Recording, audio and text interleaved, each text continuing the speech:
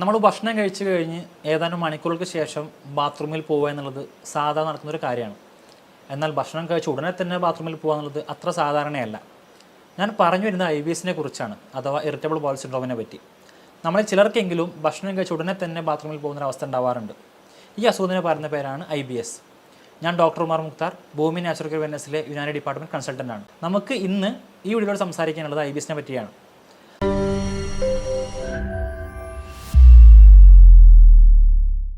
നമുക്കറിയാം, നമ്മുടെ വായ മുതൽ മലദ്വാരം വരെ നീണ്ടു നിൽക്കുന്ന ഒരു വലിയ ട്രാക്റ്റിനെ പറയുന്ന പേരാണ് GI ട്രാക്ട്, അഥവാ ഗ്യാസ്ട്രോ ഇൻറ്റെസ്റ്റിനൽ ട്രാക്ട്.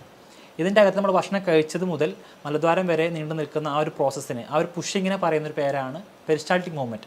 ഈ പെരിസ്റ്റാൾട്ടിക് മൂവ്മെൻറ്റ് വഴിയാണ് നമ്മൾ കഴിക്കുന്ന ഭക്ഷണം കൃത്യമായിട്ട് വയറിലെത്തുന്നതും വയറിൽ നിന്ന് ദഹിച്ച ഭക്ഷണങ്ങൾ കുടലിലേക്ക് എത്തുന്നതും കുടലിൽ നിന്ന് വേസ്റ്റായിട്ട് വരുന്ന മലത്തെ പുറത്തേക്ക് തള്ളുന്നതും. ഈ പെരിസ്റ്റാൾട്ടിക് മൂവ്മെൻറ്റിൽ വരുന്ന ചില കാരണം കൊണ്ടായിരിക്കും ഒരുപക്ഷെ IBS ഉണ്ടാവുന്നത്. ഈ പെരിസ്റ്റാൾട്ടിക് മൂവ്മെൻറ്റ് ഹെൽപ്പ് ചെയ്യുന്ന ഒരുതരം ഹോർമോണിന് പറയുന്ന പേരാണ് സെറട്ടോണിൻ. സെറട്ടോണിൻ എന്ന് പറയുന്ന ഒരു ഹാപ്പി ഹോർമോൺ കൂടെയാണ്, നമ്മുടെ സന്തോഷത്തിന് കാരണമാവുന്ന തരം ഹോർമോൺ. ഈ ഹോർമോൺ 90% ഉണ്ടാക്കുന്നത് കുടലിലും 10% ഉണ്ടാക്കുന്നത് ബ്രെയിനിലുമാണെന്നാണ് പറയപ്പെടുന്നത്. ഈ സെറട്ടോണിൻ എന്ന് പറയുന്ന ഹോർമോൺ നമ്മുടെ ശരീരത്തിൽ കുറയുന്നതിൻ്റെ ഭാഗമായിട്ട് ഈ പറയുന്ന പെരിസ്റ്റാൾട്ടിക് മൂവ്മെൻറ്റ് കുറയും. ഇതിൻ്റെ ഭാഗമായിട്ട് ചില ആളുകൾക്ക് കോൺസ്റ്റിപ്പേഷൻ വരാറുണ്ട്. IBS എന്ന് പറയുന്നത് രണ്ട് തരത്തിലാണ് കാണാറുള്ളത്. ചില ആളുകൾക്ക് അത് അമിതമായിട്ടുള്ള കോൺസ്റ്റിപ്പേഷൻ ആയിരിക്കാം, അല്ലെങ്കിൽ മലബന്ധം. ചില ആൾക്കാവട്ടെ കഴിച്ചുടനെ തന്നെ ബാത്റൂമിൽ പോകുന്ന ഒരു തരം ഡയറിയ അല്ലെങ്കിൽ ലൂസ് സ്റ്റൂൾ, വയറിളക്കം പോലെ കാണാറുണ്ട്. എന്തുകൊണ്ടാണ് ഇത് സംഭവിക്കുന്നതെന്നും ഏത് തരത്തിലാണ് ഇത് സംഭവിക്കുന്നതെന്നും നമ്മൾ മനസ്സിലാക്കേണ്ടതുണ്ട്. നേരത്തെ പറഞ്ഞു സെറട്ടോണിൻ എന്ന് പറയുന്ന ഹോർമോണിൻ്റെ പ്രധാനത്തെ പറ്റിയിട്ട്. സെറട്ടോണിൻ എന്ന് പറയുന്ന ഹോർമോൺ കുറഞ്ഞത് മൂലം ഉണ്ടാകുന്ന IBS ആണെങ്കിൽ അത്തരം ആളുകൾക്ക് ഉണ്ടാവുന്നത് ഒരു തരം കോൺസ്റ്റിപ്പേഷൻ ആയിരിക്കും, മലബന്ധമായിരിക്കും. എന്നാൽ സെറട്ടോണിൻ എന്ന് പറയുന്ന ഹോർമോണിൻ്റെ ഉൽപ്പാദനം കൂടുമ്പോഴാവട്ടെ പെരിസ്റ്റാൾട്ടിക് മൂവ്മെൻറ്റ് അതിൻ്റെ ഭാഗമായിട്ട് കൂടും. ഇങ്ങനെ വന്നു കഴിഞ്ഞാൽ കുറച്ച് നേരമെങ്കിലും റിട്ടൻഷൻ ചെയ്ത് വെക്കേണ്ട ഈ പാർഷ്യലി ഡൈജസ്റ്റ് ആയിട്ടുള്ള ഫുഡാവട്ടെ അല്ലെങ്കിൽ സ്റ്റൂളാവട്ടെ, ഇത് തീരെ റിട്ടൻഷൻ ചെയ്ത് നിർത്താതെ അല്ലെങ്കിൽ പിടിച്ചു വെക്കാതെ വളരെ വേഗം തന്നെ പുറത്തേക്ക് തള്ളുന്ന ഒരു പ്രവണത കണ്ടുവരാറുണ്ട്.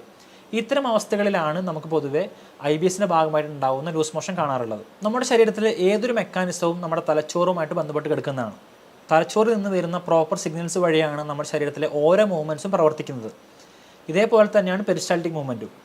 നമ്മുടെ ശരീരത്തിൽ ഉണ്ടാകുന്ന അല്ലെങ്കിൽ ഭക്ഷണം ദഹിച്ചു കഴിഞ്ഞാൽ ഉണ്ടാകുന്ന വേസ്റ്റ് പ്രൊഡക്ട്സിനെ പുറത്തേക്ക് തള്ളിവിടാൻ നമ്മുടെ തലച്ചോറിൽ നിന്നൊരു സിഗ്നൽ വരേണ്ടതുണ്ട്.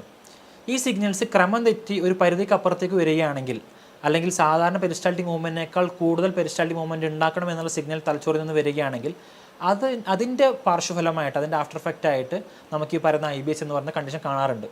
അപ്പോൾ അങ്ങനെ സിഗ്നൽ കൂടുന്നത് വഴി ധാരാളമായിട്ട് പെരിസ്റ്റാൾട്ടിക് മൂവ്മെൻറ്റ് ഉണ്ടാവുകയും അതിൻ്റെ ഒരു ആഫ്റ്റർ എഫക്റ്റ് ആയിട്ട് ഭക്ഷണം കഴിച്ച ഉടനെ തന്നെ നമുക്ക് ബാത്റൂമിൽ പോകാൻ മുട്ടുന്ന ഒരു രീതിയിലുള്ള ഒരു ടെൻഡൻസി കാണാറുണ്ട്. ചില ആളുകളിൽ IBS കാണാനുള്ള മറ്റൊരു കാരണമായിട്ട് പറയുന്നത് ബാക്ടീരിയൽ ഇൻഫെക്ഷൻസ് കൊണ്ടായിരിക്കാം.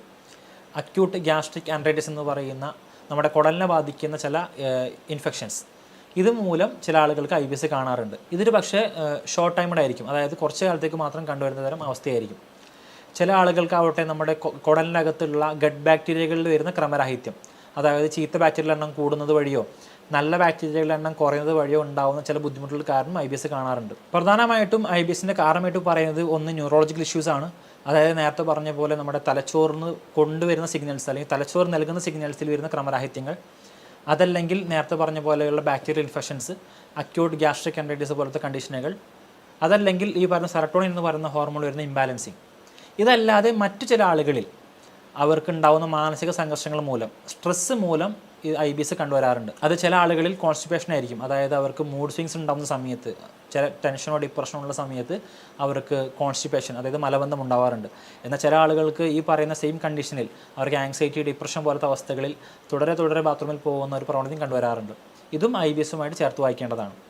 എന്തൊക്കെയാണ് പ്രധാനമായിട്ടും IBS അല്ലെങ്കിൽ ഇറിറ്റബിൾ ബowel സിൻഡ്രോം ഉള്ള ആളുകൾക്ക് കണ്ടുവരുന്ന ലക്ഷണങ്ങൾ? ആദ്യം നമ്മൾ പറഞ്ഞ പോലെ തന്നെ ഒന്നിൽ കോൺസ്റ്റിപ്പേഷൻ ആയിരിക്കാം, തുടർച്ചയായിട്ടുള്ള മലബന്ധം, എത്ര ഭക്ഷണം കഴിച്ചാലും അല്ലെങ്കിൽ നമ്മൾ എന്ത് തന്നെ ചെയ്ത് കഴിഞ്ഞാലും ബാത്റൂമിൽ പോകാത്തൊരവസ്ഥ.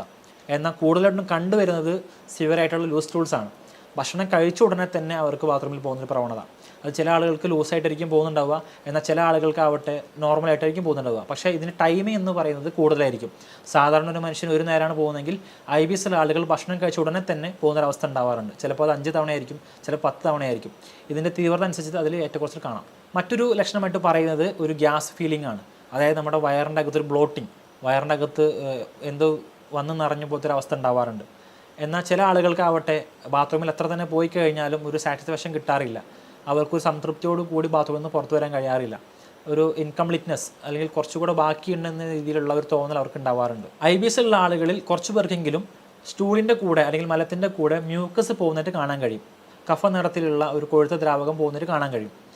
ഇത് സിവിയർ ആയിട്ടാണെങ്കിൽ, കുറച്ച് കാലമായിട്ട് IBS അനുഭവിക്കുന്ന വ്യക്തികളാണെങ്കിൽ അവർക്ക് റെക്ടൽ ബ്ലീഡിങ് അഥവാ മലാശയത്തിൻ്റെ അവിടെ നിന്ന് രക്തം പോകുന്നൊരവസ്ഥ, അത് പിന്നെ കാലക്രമേണ ബ്ലാക്കിഷ് കളർ സ്റ്റൂളിലേക്ക്, അതായത് നമ്മുടെ മലത്തിൻ്റെ നിറം മഞ്ഞ നിറത്തിൽ നിന്ന് മാറി രക്തം കലർന്നിട്ടുള്ള മലീന പോലത്തെ അല്ലെങ്കിൽ ബ്ലാക്കിഷ് കളറായിട്ടുള്ള സ്റ്റൂളുകൾ പോകുന്നതിന് കാണാൻ കഴിയും.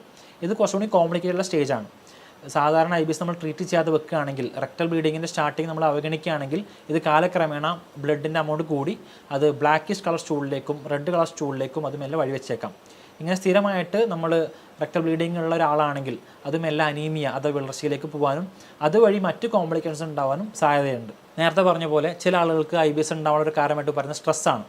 അപ്പോൾ ഇത്തരം ആളുകൾ ശ്രദ്ധിക്കേണ്ട ഒരു പ്രധാനപ്പെട്ട കാര്യം എന്ന് പറയുന്നത് അവർ സ്ട്രെസ് ഒഴിവാക്കുക എന്നുള്ളതാണ്. ആങ്സൈറ്റി, ഡിപ്രഷൻ പോലത്തെ മനസ്സിന് ബുദ്ധിമുട്ട് നൽകുന്ന കാര്യം ഒഴിവാക്കി കഴിഞ്ഞാൽ അവർക്കൊരു പക്ഷേ അവർക്ക് അതുമായിട്ട് ബന്ധപ്പെട്ടുണ്ടാകുന്ന IBSനെ മാറ്റി നിർത്താൻ പറ്റും. മറ്റ് ചില കാര്യങ്ങളെന്ന് പറയുന്നത്, നമ്മൾ കോൺസ്റ്റിപ്പേറ്റുള്ള ആളുകളാണെങ്കിൽ, IBS മൂലം മലബന്ധം ഉണ്ടായിട്ടുള്ള ആളുകളാണെങ്കിൽ അവർക്ക് അവരുടെ ഡയറ്റിൽ ഫൈബർ റിച്ച് കണ്ടൻ്റായിട്ടുള്ള ഫുഡുകൾ ഉൾപ്പെടുത്തുന്ന വഴി നമുക്ക് ആ ബുദ്ധിമുട്ട് നമുക്ക് ഒഴിവാക്കാൻ പറ്റും.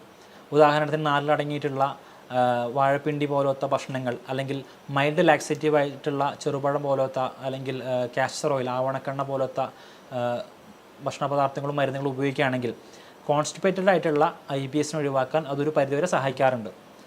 ചില ആളുകളിലാവട്ടെ അവർക്ക് ഈ കോൺസ്റ്റിപ്പേഷൻ വരുന്നത് പ്രോപ്പറായിട്ട് വെള്ളം കുടിക്കുന്നത് വഴി തന്നെ ഒഴിവാക്കാൻ കഴിയും. ഇതിൽ തന്നെ ശ്രദ്ധിക്കുന്ന മറ്റൊരു കാര്യം എന്ന് പറയുന്നത്, ചില ആളുകളിൽ നേരത്തെ പറഞ്ഞ പോലെ കോൺസ്റ്റിപ്പേഷനൊപ്പം തന്നെ മാറിയിട്ട് നമുക്ക് ലൂസ് സ്റ്റൂളും കാണാൻ കഴിയും. ഇത്തരം ആളുകൾ ഡയറ്റിൽ വളരെയധികം ശ്രദ്ധ പുലർത്തേണ്ടതുണ്ട്.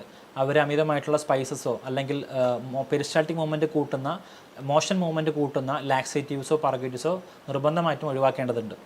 പ്രത്യേകിച്ച് അവർ അമിതമായിട്ട് എരികളുള്ള അല്ലെങ്കിൽ നോൺ വെജ് ആയിട്ടുള്ള ഭക്ഷണങ്ങൾ പരമാവധി ഒഴിവാക്കുക, കൃത്യമായിട്ട് ഡയറ്റ് ഫോളോ ചെയ്യുക. അതുപോലെ ഇതിനെ ഇറിറ്റേഷൻ ചെയ്യുന്ന കഫീൻ പോലത്തെ കഫീൻ കണ്ടൻ്റായിട്ടുള്ള സോഫ്റ്റ് ഡ്രിങ്ക്സ് ഒഴിവാക്കുക. ചില ആളുകളിലാവട്ടെ ഗ്ലൂട്ടൻ അലർജി ആയിരിക്കും. അപ്പോൾ നമ്മൾ കഴിക്കുന്ന ചപ്പാത്തി, ആട്ട പോലത്തെ വീറ്റ് പ്രൊഡക്ട്സിൽ ഗ്ലൂട്ടൻ എന്ന് പറയുന്നത് പ്രോട്ടീൻ ഉണ്ട്. അപ്പോൾ ആ പ്രോട്ടീൻ ചില ആളുകൾക്ക് ഈ പറയുന്ന ഇറിറ്റേഷൻ ഉണ്ടാക്കാനും IBS കൂട്ടാനും കാരണമാവാറുണ്ട്. അപ്പോൾ അത്തരം ആളുകൾ അത് തിരിച്ചറിഞ്ഞുകൊണ്ട് ആട്ട പോലത്തെ, മൈദ പോലത്തെ ബേക്കറി ഐറ്റംസ് ഒഴിവാക്കുകയും, അതുപോലെ ചില ആളുകളാവട്ടെ ഇത് ലാക്ടോജൻ ഇൻടോളറൻസ് കൊണ്ട് കാണാറുണ്ട്. ലാക്ടോജൻ ഇൻടോളറൻസ് എന്ന് പറഞ്ഞു കഴിഞ്ഞാൽ പാലടങ്ങിയിട്ടുള്ള തരം ഷുഗറാണ് ലാക്ടോജൻ. ചില ആളുകൾക്ക് പാല് കഴിച്ച് കഴിഞ്ഞാൽ ഈ ബുദ്ധിമുട്ടുകൾ കാണാറുണ്ട്.